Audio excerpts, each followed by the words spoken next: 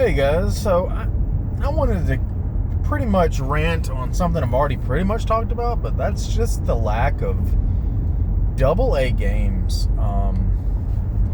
See, whenever we talk about AAA games and how bad they are and the state of, everybody's like, oh, the AAA gaming is going to cause a gaming crash and all that, right? And, to a point I agree, because it's like, how sustainable is modern gaming? I don't think there's going to be some crash or whatever. And what is the crash anyway? When it gaming just continued on. It's not like it ever stopped, or it might have been like it got a bad rap and everything, and I don't know, but it's weird. Everybody refers to the crash like it's this big thing, and I don't know. It happened in 1983, I think it was, and just 2 years later, Mario came out, right? It was like 85, I think it was. And then Nintendo, and gaming was bigger than ever just 2 years later. I don't know. It's kind of weird when you think about it. Everybody talks about this crash, But, everybody's anticipating another crash, and I'm like, gaming is just profitable. It is generally profitable. But I do think change needs to happen. Change needs to happen for sure. And I don't understand why AAA exists the way it does. I've ranted before in my previous videos. It's like people keep chasing better and better graphics. Why? Why does that keep happening? Development times are longer and longer and longer. And games can take 7+ years to make, and I remember I watching this video. This is what made me want to make this video. They was talking about how Hellblade took like 5 years to be made, and it's like a 5-hour game, and I'm like, that's insane. That's a year. It took a year for like an hour's worth of gameplay. An hour. That is insane to me. And we used to get Final Fantasies every year, an entire 4-disc game in a year. Now we can't even get an hour. Oh my God! Now, of course, that ain't the norm. Obviously, you get an Assassin's Creed every other year or so. You get it, all the sports games every year, even though they pretty much take away more features than they add. At least when it comes to wrestling games. I pretty much given up on wrestling games but still, you get what I'm saying. Like, gaming is just awful. Now that's not to say that there aren't good games. There are. Great games exist. 2023 was one of the best gaming years of all time. But it's like, we had that, and we have some good games this year. It's just, it's like they're so spread apart. The pacing is so chopped up. And it's like good game, and then trash. And it's like you get nothing but safe games. That's the issue I have. Me personally, it's way too safe, and none of these games are profiting, and it's like nothing. There's no experimentalness. There's no, it's just the safest bets, and it's just it's so bad. I was playing Outlast not long ago. I beat that game about a month ago or so, and I was just enjoying the hell out of it. It's not something I expected to like. I took a chance on it because it was on sale, and I was like, I'm gonna give it a chance because I've heard good things. I'm in the mood for a horror game. Horror is one of my favorite loves. My favorite mediums of entertainment, whether it's watching or playing or going to haunted houses. I love horror. I'm a horror guy for sure, and I've just been dying for some more horror games. But it's just I don't know. I'm just I don't want to play Resident Evil over and over and over again. I've been going back to Silent Hill. I've been playing those on emulator. Just beat Silent Hill 2 about a month ago, or less than a month ago. But anyway, I was playing Outlast, and I was just like, wow, this game is so... It takes you back, kind of. The pacing kind of reminds me of a PS2 and PS3 era game. just feels like, you're really progressing. You're really, like, I don't know, kind of felt kind of archaic a little bit. Just something about it, just kind of reminded me of the Half-Life era, 13 era, shooters. Even though it's not a shooter, it's just kind of the navigation, how you go, the pacing, I would say. And I loved how, even though the idea of not being able to shoot the monsters and just hiding, pure stealth, and I love stealth games, but pure stealth sounded pretty terrible, honestly, because I've always played every stealth game kind of semi-actiony. I would do things, I would try to do stealth as much as possible, but I was never perfect, and I would get caught eventually. And, it would be nice just to have that backup,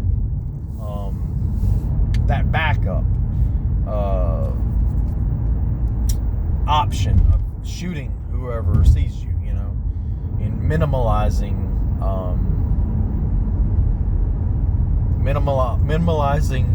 the issue, whatever. I can't think. But anyways, so yeah, that's the way I play, like Metal Gear Solid and stuff. I don't full-blown stealth, but I will try to get through certain areas hidden, and the rest of the way I'll probably shoot who I need to shoot as quietly as possible. That's the way I'm playing Metro. Another game I want to mention, I'm playing the Metro. I'm also playing Legend of Dragoon. My girlfriend's over on the weekend, so I kind of go in between because I don't feel like putting my PC in the living room. So I play on the PC on emulator, and I'll play that during the week, and then on the weekends, I'll just play my console. I probably will put my PC eventually in the living room and put it on the big screen, just because it kind of gets to I'm playing Legend of Dragoon, an RPG, and RPGs or JRPGs tend to be pretty long. Hopefully not as long as Dragon Quest 11, which took me 3 months to beat, having a full-time job. I've beaten Legend of Dragoon. It's just been about 20 years.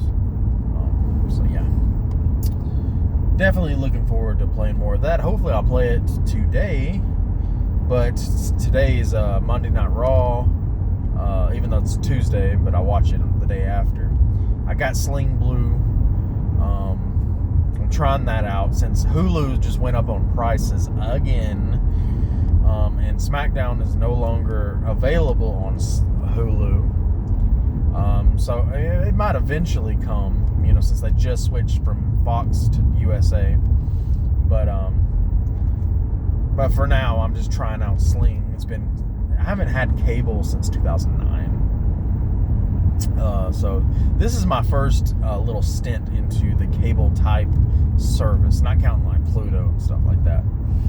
And so far, it's pretty cool using DVR and certain things you can restart from the beginning. I'm like, this is futuristic. It's kind of cool, but I try to remember that you can't watch movies on there if they're like rated R, because they'll edit them. So I'm just kind of avoiding them altogether. Kind of takes away the purpose, and it kind of sucks paying like $40 to $50 a month. I probably will cancel as soon as SmackDown goes to Hulu or Peacock the next day. Hopefully that does soon. It'll be nice to give AEW a chance again. But back to the topic. That was a little side rant. But yeah, so I love games like Hades and stuff, but a lot of indie games are very like set in specific eras. Usually the Nintendo and Super Nintendo era. I'm not a big fan of that era. I'm a PS1 guy. But I just want a little bit better graphics when it comes to that. I just want more experimentation. I maybe should give more indie games a chance. I love The Long Dark. I love a lot of games. Braid, that was more of NES. I need to get back to The Long Dark. I keep starting it and giving up. I just lose interest after a while. After I get good at the game, and it's like kind of gets boring because it's like no more challenge. But I miss the story. I'm determined to go back to that game and finish it this time. I think I got to the second chapter. It's a survival game where you have to stay warm in the cold. There's a story involved. It's a fun little game, and I always regret. This is the second time I started it and then gave up on it. But I love roguelikes, but I want a little more variety. I don't want to just like play indie games for roguelikes. But yeah, I'm gonna play Tormented Souls. I'm looking forward to that because I heard it's like old school Resident Evil. I would love more of that. I want to play. What was that other horror game that was in VR? I had it on VR, but I sold my VR headset because I just didn't use it enough. Fragment. Hell, I don't know. Was that something to do with the picture? It wasn't Fatal Frame. But anyways, Fear? Hell, I don't remember. But yeah, there was some horror game that I haven't really heard about. But I remember getting it on VR and it had good reviews. So, yeah, I also want to try the Fatal Frame series, but the idea of being like Pokemon Snap type thing, it sounded like that's the what I compared it to, and it just turned me off. I'll play it. Nobody Saves the World's one of my favorite games that I played on Game Pass on PC. That was that's an amazing game. I remember playing that around the time I played Hades, and I was just like, God, it really just like turned my idea of like indie games. It's like they can be good. I want to play the game Tunic. I have that on something. I didn't even know it was on PS5. I believe it is on PS5. I think I remember seeing it, and I was surprised because I could have sworn that was like an Xbox only game. So yeah, it's just like you don't really hear about indie games on the same level. But the thing about me is, it's like what I look for in a game. A lot of indie games just don't provide what I need, but neither does AAA. So I'm like in this like never-ending fuck. There's a traffic jam type thing, or a slow-ass driver again. Ugh. Here we go.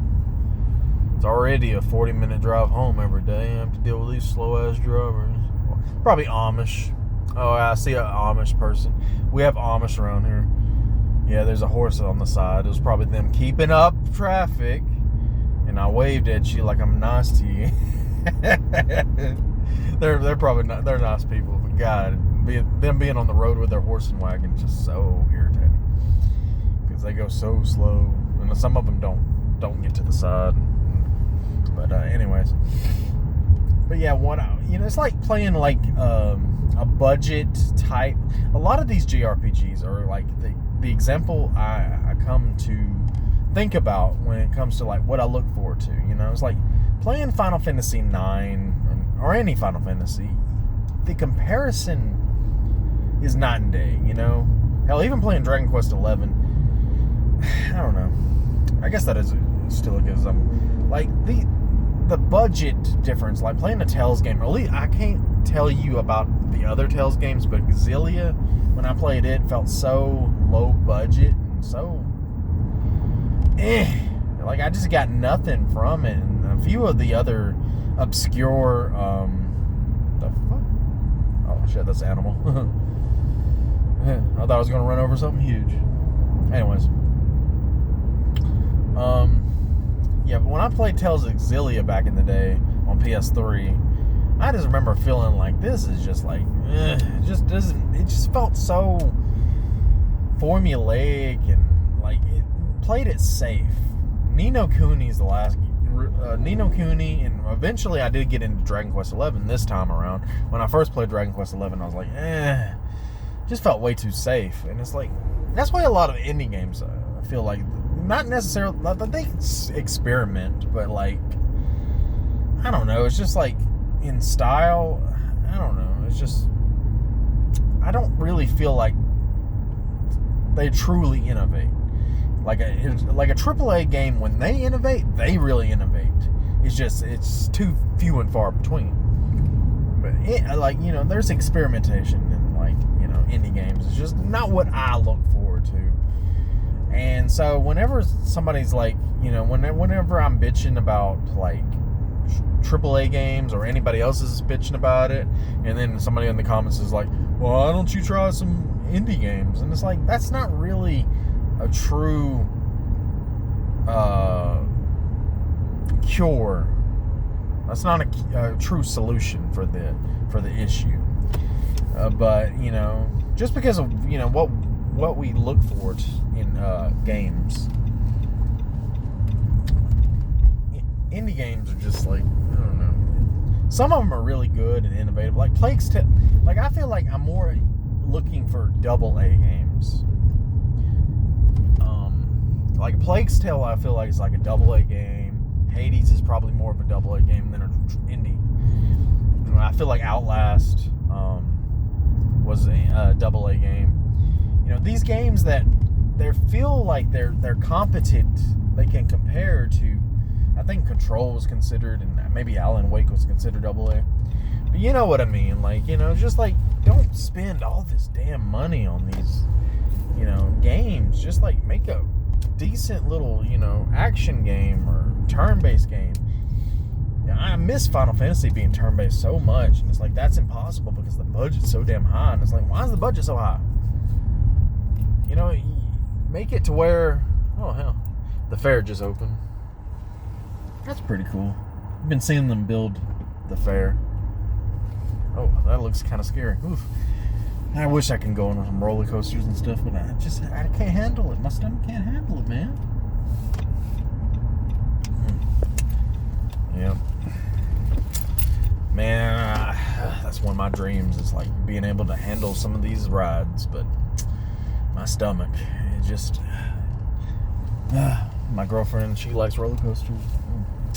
But yeah, so I just got home, so I'm gonna cut the video off, but so you basically get what I'm trying to say.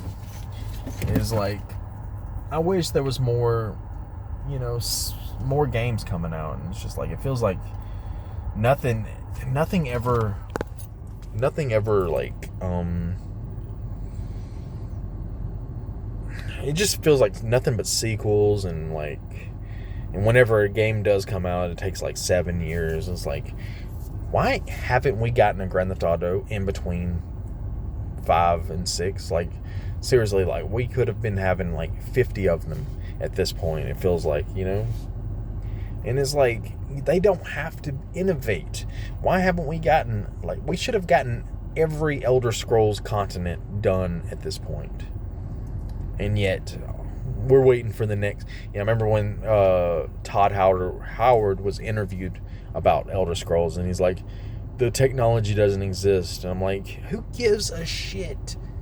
Like, when it happens, but like, let's tell some stories. Let's explore some land. We don't have, like, if you're just gonna wait for the next big leap in quality when it comes to like the Elder Scrolls, like, you're just wasting time, man. Like, let's get some games. Let's not focus on just technology and, innovating. Let's tell some stories. It's like people are not making movies until 4K exists, back when that wasn't a thing. Or let's wait until 8K comes out. Let's wait until some HDR, I don't know, some, you know what I mean, like some new CGI or something, Like, imagine, somebody waiting for the Lion King remake technology to exist in order to make another animation movie. And it's just like, come on, man.